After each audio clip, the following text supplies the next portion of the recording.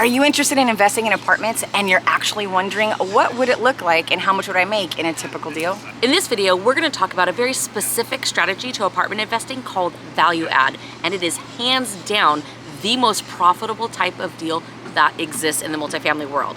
And we're going to talk about one of our students who just made multiple six figures on a tiny little 7-unit building. So we're excited to share this stuff with you. If you haven't subscribed already, click the subscribe button below and then ring the bell so that you get alerted every week when we drop a new video. Everyone loves the idea of passive cash flow. I don't. Said no one ever. But how do you make big money in multifamily? I mean, beyond the monthly cash flow, like how do you make the big money? What it is, how it works, how you make money, so that you can decide if this is a strategy that you want to start doing in your own business. All right, so let's start from the top. First of all, we're talking about value add strategy, and I think we need to know, what does a value add mean? Right. I know we've broken this down for you in previous videos, but we don't know if you just got here, so let me explain. A value add is a property that it's not performing as much as it could, or it's not performing at its potential, and there's a little bit of meat on the bone so that you can increase the value. So that's why it's a value add. You go in and do some work, right? So, but what work? How does that work? Okay, so the first thing is, when you say how does it work, well, it comes down to really NOI. We have our net operating income. So you're taking the income minus expenses and it's net operating income. Okay, so in order to increase your NOI, what you're gonna do is you're gonna do a combination of three things. You're either gonna increase your income or reduce your expenses, or a hybrid of both. Increasing the income and reducing expenses, which is what I like to do. I like to literally go in there and figure out how can I reduce expenses and get more income into this. Like, what are some ways that they could increase their income? Okay, so ways that you can increase your income are, well, increasing the rents. Like, evaluate whether or not you're at market rents. And if you're not, then increase the rents to get them up to market rent. That would increase income for sure. Okay, so another way that you can increase your income is, through pet rent. And in fact, you can take it a step further and make it like an opportunity. So you're attracting pet owners. We are pro-pet, and one of the reasons we're pro-pet, well, one, we like animals, but two, it really does increase our bottom line. So in all of our units, we have a $25 per pet per month pet rent. And we also have an additional deposit. So if someone has pets, they are accustomed to that because most landlords these days do charge that. And if you're not charging it, you're literally missing out on not only cash flow, but also bottom line value. And if for some reason their pet does damage, that comes out of their security deposit as well as their additional pet deposit. Boom, there you have it, straight from Stacy's mouth. So what other ways are there to increase income? I mean, there's actually lots of different ways. So it kind of depends on the building itself. Like, you have to look around and assess what's available. So one of the things that we like to do is, if we're buying a building that has like unused basement area, is taking that, or if maybe it's just a bunch of old storage and crap from the building, is we'll take that out and we'll build storage facilities within there. And you can use chain link fence, you can do wood. You have to assess based on the current, what's going on in the economy and stuff, what makes the most sense. But basically, you can create little storage units.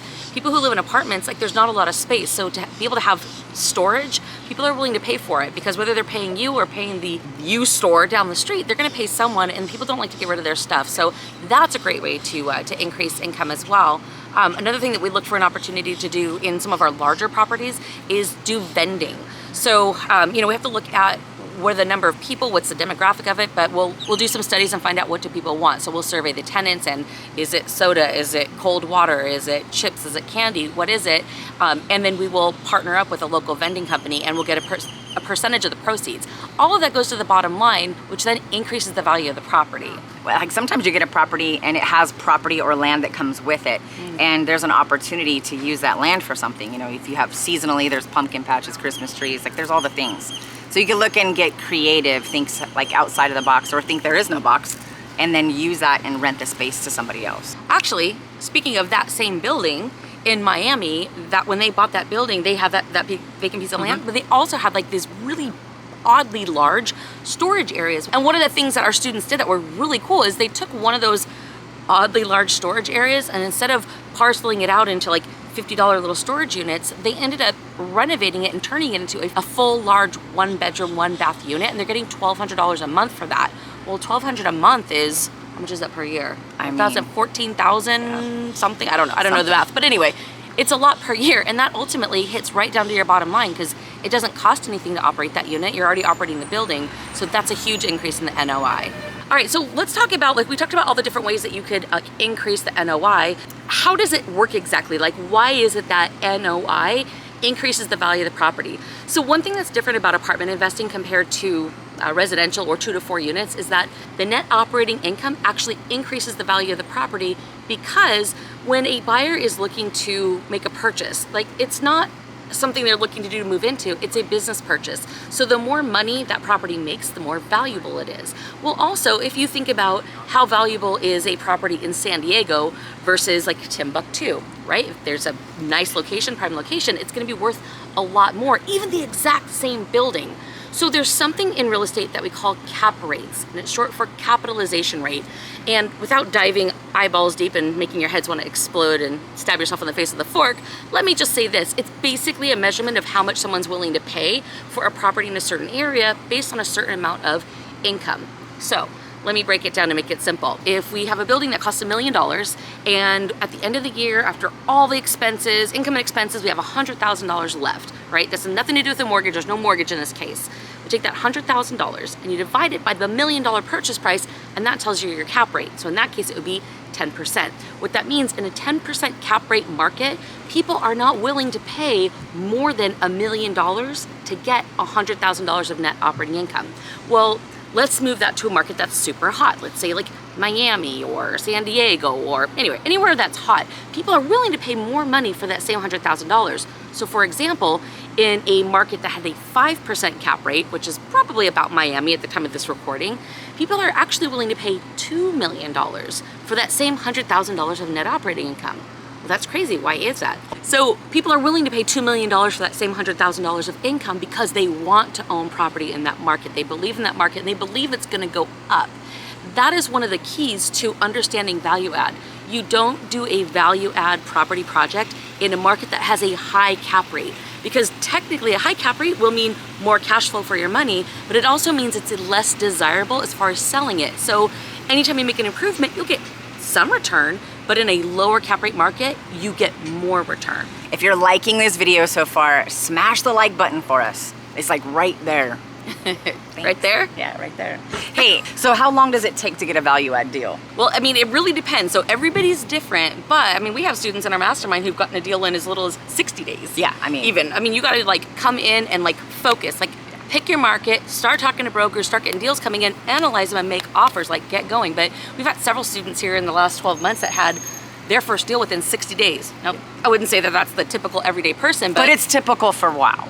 But it is typical for our students, especially when they're focused and they're go-getters. Yeah. So, but typical to close on an apartment building depends on the size. Really, you can close a small apartment building, and once you're operating in that market and you're talking to people, you can close anywhere from 30 to 90 days on a smaller building. You start getting larger and larger and larger, it's more typical for those closings to take longer, because you have longer due diligence, longer closing period, the financing takes longer, there's more money involved, etc. So, if you're brand new to investing and you're like, I want to get started with apartments, how can I close a deal? Well, you can get into a deal, definitely can get into a deal within 90 days. If you can get in even sooner, you might be able to close within 90 days.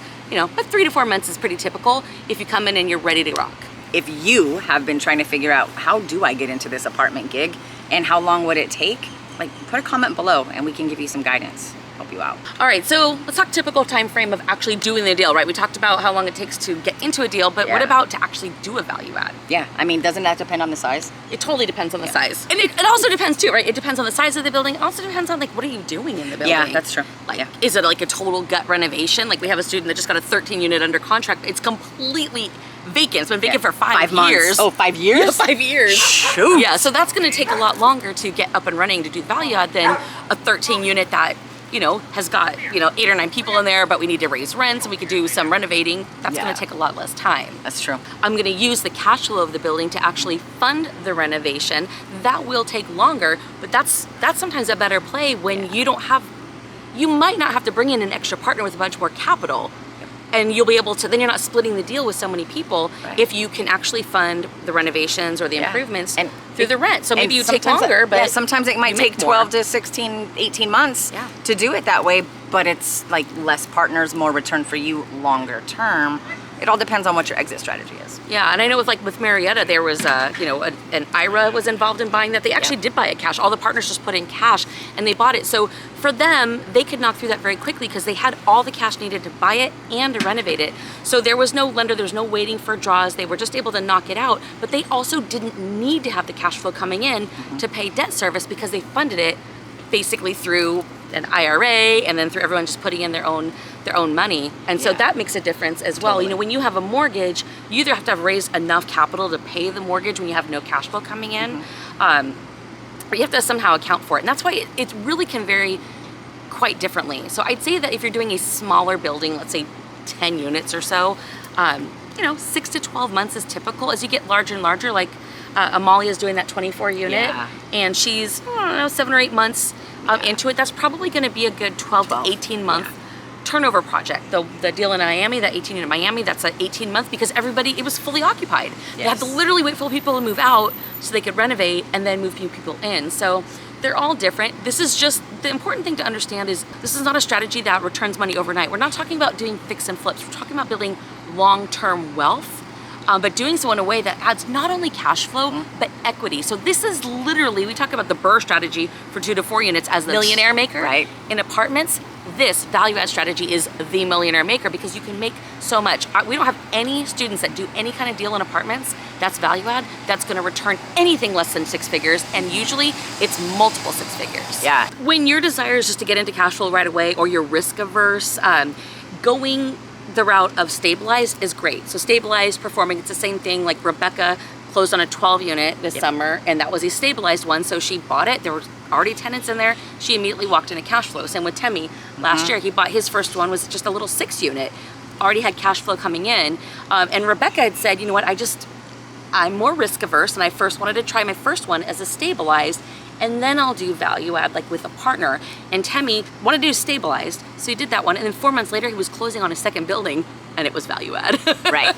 And the big difference on that one, like that little 6 unit value add, it actually had 3 tenants in it, and then 3 of the units were vacant and needed to be renovated. So it was almost like a little bit of a hybrid. You just have to really pick what makes the most sense for you. If you're really nervous about doing a first deal, and you're okay with not like making a ton of money on your first one, but you just want to get some experience, get some cash flow, stabilized is great. But we're really focusing today on value add, and frankly, that is probably about 75% of the deals our students are doing are focusing on because they like the ability to make several $100,000 with one deal. It's not overnight.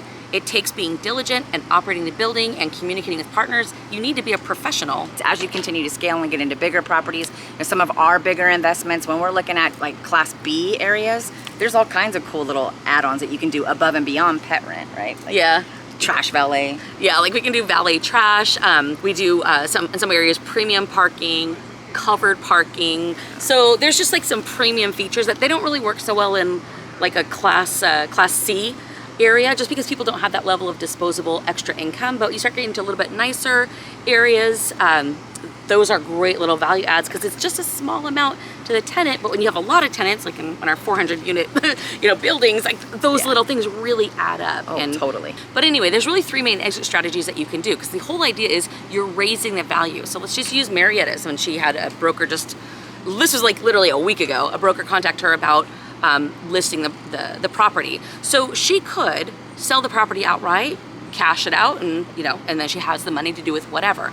Or she could take that property and do a 1031 exchange, which then it's basically you're taking the gains from that property and you're rolling it into another property, typically a larger property. It's a tax deferred program that the government has. So basically you're rolling the money into the next property and you don't have to pay the gain on it at that time until you sell the next property. And there's something called swap till you drop, and you literally keep doing 1031 exchange into bigger and bigger buildings. It's a bit of a pain in the butt, so you want to make sure that you're saving a lot of money in order to do it, but that's a huge strategy that's out there. And then the third strategy, which is kind of our fan favorite, is the one where you're basically doing a cash out refi. So if we're going to a building and let's say that we put $200,000 or $250,000 into the property and we raise the value way up, when we go to refinance, the refinance is going to be based on that new value. So we're able to pull that $250,000 back out, or some portion of that, ideally all of it. And so we still own the building. So we refinance it in order to get our capital back. We still own the asset with a new loan. And now we're going and putting that same money into the next building. And you just grow grow your portfolio that way. And that's what a lot of our students are doing. If you do want to get into multifamily real estate investing, but you're not sure what's the first step, the second, or the third, you can click the link in the description below and a member of our team will hop on the phone with you and talk about your goals, your resources, and how we can hold your hand and get you to where you want to be. The other thing we want to tell you is that we have a free Facebook group. It's called Multifamily Real Estate Investing. So if you want to be around people that are like you, on the journey, looking to learn, come join us in that Facebook group. We do tons of free education and content there. And every week, Jen and I make ourselves available for a question and answer session. It's live, it's in Zoom, we're face to face. You gotta come to the Facebook group, register, go to events, and then we'll see you there. But any questions you have about real estate, we're there to answer them for you. Hey, if you guys like some of these strategies that we've been talking about, watch this mashup of student testimonials on all the deals they've been doing. You're gonna love it. And we'll see you guys next week.